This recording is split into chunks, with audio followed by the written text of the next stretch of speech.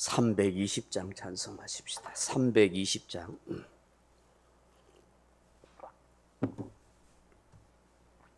찬송가 320장입니다. 나의 죄를 정케 하사 주의 일꾼 삼으시 구세주의 넓은 사랑 항상 찬송합니다. 나를 일꾼 삼으신 주 크신 능력 주시고 언제든지 주 뜻대로 사용하여 주소서. 내게 부어 주시려고 은혜 예비하신 주 주의 은혜 채워주사 능력 있게 하소서. 나를 일꾼 삼으신 주 크신 능력 주시고 언제든지 주 뜻대로 사용하여 주소서. 죄의 짐을 풀어주신 주의 능력 그도다. 나를 피로 사신 예수 내 맘속에 오소서. 나를 일꾼 삼으신 주 크신 능력 주시고 언제든지 주 뜻대로 사용하여 주소서. 주여 내게 성령으로 충만하게 채우사 생명수가 강물처럼 흐르게 하옵소서. 나를 일꾼 삼으신 주 크신 능력 주시고 언제든지 주 뜻대로 사용하여 주소서. 아멘. 하나님 말씀 히브리서 13장 17절 말씀 같이 읽겠습니다. 히브리서 13장 17절 같이 읽겠습니다. 너희를 인도하는 자들에게 순종하고 복종하라. 그들은 너희 영혼을 위하여 경성하기를 자신들이 청산할 자인 것 같이 하느니라. 그들로 하여금 즐거움으로 이것을 하게 하고 근심으로 하게 하지 말라. 그렇지 않으면 너희에게 유익이 없느니라. 아멘. 사랑하는 성도 여러분, 어느 기관, 단체 할 것 없이 항상 지도자가 있기 마련입니다. 그리고 그를 따르는 회원이나 구성원들이 있습니다. 단체나 기관이 잘 돌아가고 평안하려고 하면 이 지도자의 지도력이 뛰어나야 합니다. 또한 그에 못지않게 따르는 사람들이 불평 없이 지도자를 신뢰하고 따라줘야 합니다. 그래야 그 단체나 기관이 평안하고 발전할 수가 있는 것입니다. 지금 나라가 좀 어려운 것은 이런 지도력과 따르는 사람들 사이에 보이지 않는 알력이 많기 때문입니다. 그러므로 리더십 못지않게 따라주는 팔로우십이 정말 중요하다고 생각할 수 있습니다. 오늘 히브리서 기자는 교회의 지도자된 목회자를 잘 따라주는 그런 공동체 성도들이 되십시오라고 우리에게 말씀하십니다. 그것이 교회를 편안하고 든든하게 세워가는 중요한 요인이요 비결이기 때문이라 하는 것입니다. 오늘 본문은 두 가지 중요하게 우리에게 말씀하십니다. 첫째로는 인도하는 목회자에게 순종하고 복종하라 하십니다. 이게 순종하다 하는 말은 배도하는 말로 신뢰하다, 의존하다, 확신하다 하는 것입니다. 즉 목회자의 인격과 신앙을 믿고 자발적으로 따라주라는 거예요. 그분을 충분히 신뢰하고 의존하면서 그렇게 따라주라 하는 것입니다. 복종하다 하는 말은 휘페이코 하는 말인데 원래 뜻은 굴복하다, 권유와 충고에 따르다 하는 말입니다. 이 말은 내 생각에 맞지 않아도 그분의 권위를 인정하여 기꺼이 따라주는 것, 이것이 복종하는 것입니다. 내가 좀 마음에 내키지 않을 수 있습니다. 내 생각이 다를 수 있습니다. 그러나 그분의 권위를 인정해서 그렇게 따라주는 것입니다. 이런 목자와 양과의 관계에서는 서로 신뢰가 있어야 합니다. 그래야 같이 살 수 있고 편안하게 지낼 수가 있습니다. 양이 목자를 믿지 못해서 따르지 않으면 어떻게 목자가 양을 푸른 초장 쉴 만한 물가로 인도할 수 있겠습니까? 그 양은 생명을 유지할 수 없을 뿐더러 또한 목자는 양을 잃는 아픔을 그렇게 겪게 되는 것입니다. 간혹 성도들 중에 목회자에게 순종하고 복종하라고 하면 반문할 사람도 있을 것입니다. 목사님은 다 잘합니까? 그렇게 말하는 사람이 있습니다. 물론 자기 생각과 판단에 목회자가 완벽하지도 않고 실수가 종종 있을 것입니다. 목회자가, 교회 지도자가 탁월하고 완벽하면 좋겠습니다만은 그렇게 완벽한 사람은 없습니다. 부족해도 하나님이 세운 직분이기에 하나님이 부여하신 권위이기 때문에 우리가 신뢰하고 따르는 것입니다. 그 사람이 인품과 신앙이 탁월해서가 아닙니다. 훨씬 똑똑하고 지혜로운 사람도 많이 있습니다. 그러나 하나님이 세워놓은 질서이고 하나님이 부여하신 권위이기 때문에 하나님을 생각함으로 하나님을 믿는 믿음으로 순종하고 복종해 가는 것입니다. 그러므로 목회자가 진리에 어긋나는 것을 가르치 아니한 또 불의한 일을 하라고 말하지 않는다면 그분을 신뢰하고 따라주는 것입니다. 그래야 교회가 편안하고 든든하게 세워져 가는 것입니다. 교우들이 목회자를 신뢰하고 따라줘야 목회자가 새로운 힘과 용기를 가지고 교회 사역에 임할 수 있지 않겠습니까? 사소한 감정이나 자존심 문제 때문에 서로 마음 상하고 신뢰하지 못한다면, 그리고 그를 따르거나 그를 순종하지 못한다면 교회는 제대로 세워질 수가 없는 것입니다.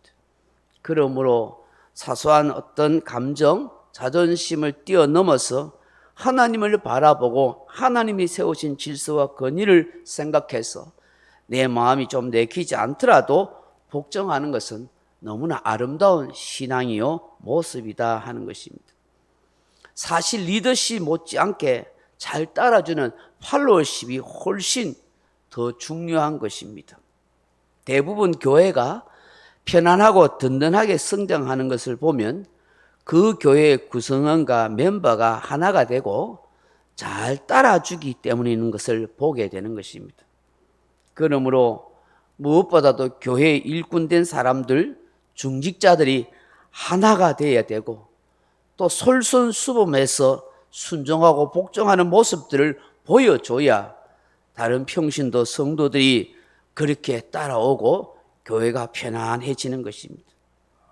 그것이 교회를 위하는 일이고 결국 자기 자신을 위하는 일이고 모두를 위하는 길이 되는 것입니다. 두 번째 어떤 말씀을 하십니까? 즐거움으로 하게 하라라고 그렇게 말씀하십니다. 오늘 본문에서도 보면은 그들로 하여금 17절 하반절에 즐거움으로 이것을 하게 하고 근심으로 하게 하지 말라. 그렇지 않으면 너희에게 유익이 없느니라고 말씀하십니다.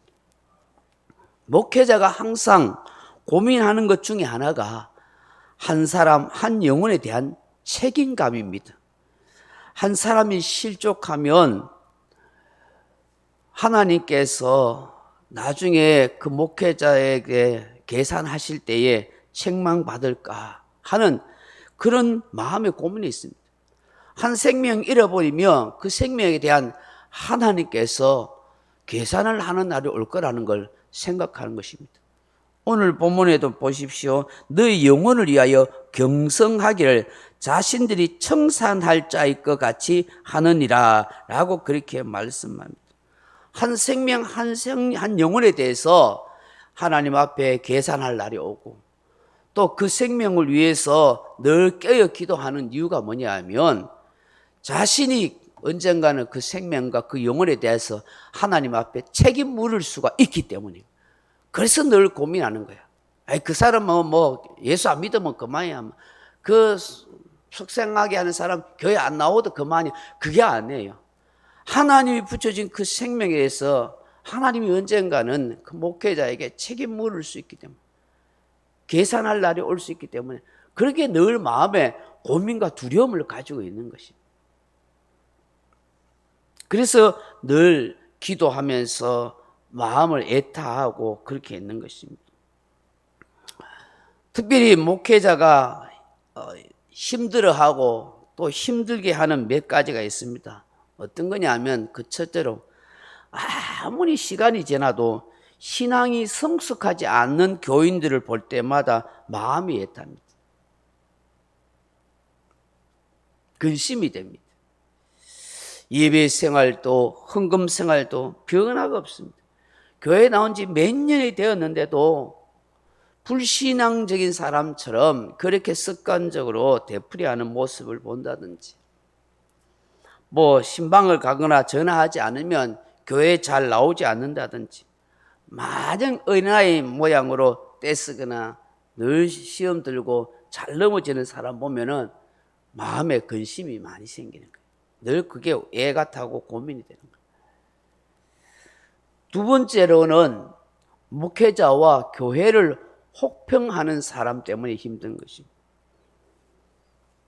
제일 힘든 사람이 그래요. 부정적인 이런저런 소리 하는 거예요.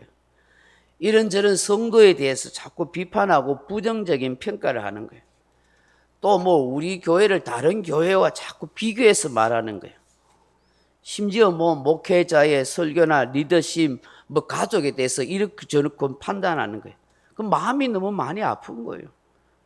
그건 결코 교회를 유익되게 하거나 바르게 하는 것이 아닙니다. 교회를 위하는 것처럼 이야기하지만 그렇지 않습니다. 약점이 보이고 어려움이 있으면 기도해야 되는 거예요. 기도.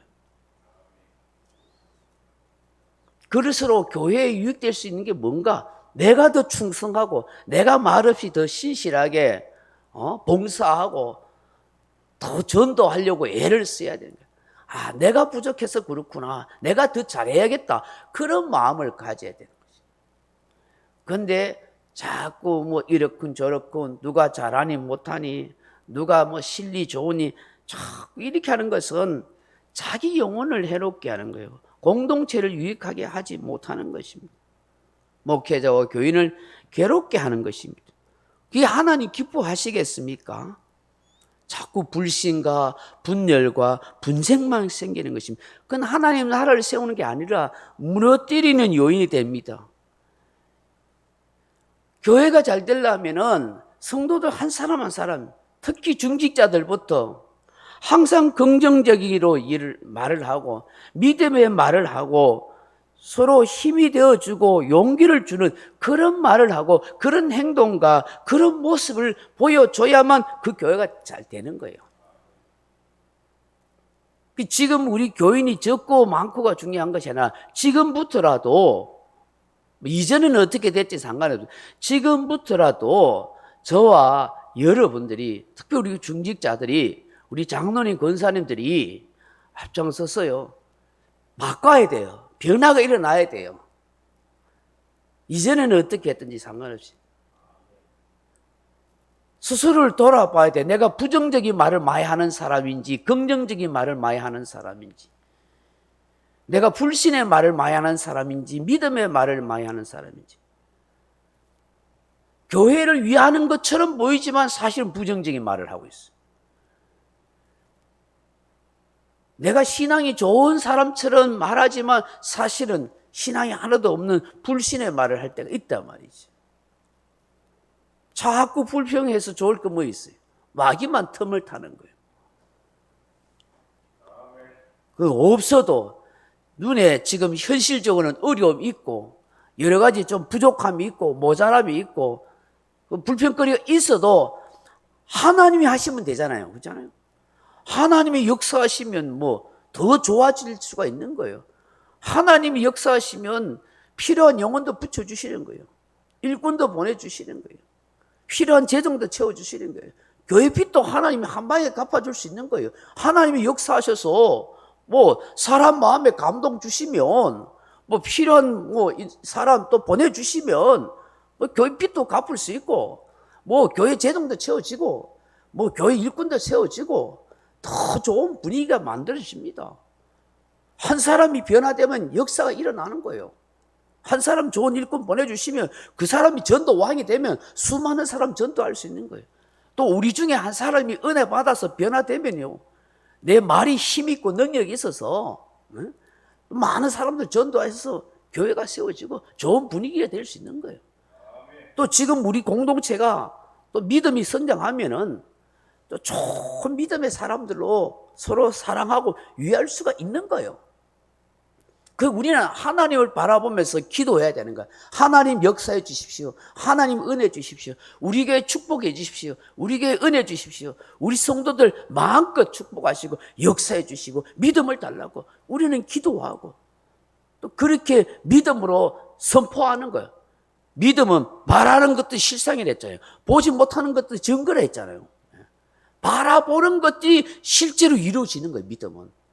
믿음은 내가 지금 돼서 믿는 게 아니고 될 것을 바라보고 믿는 거예요.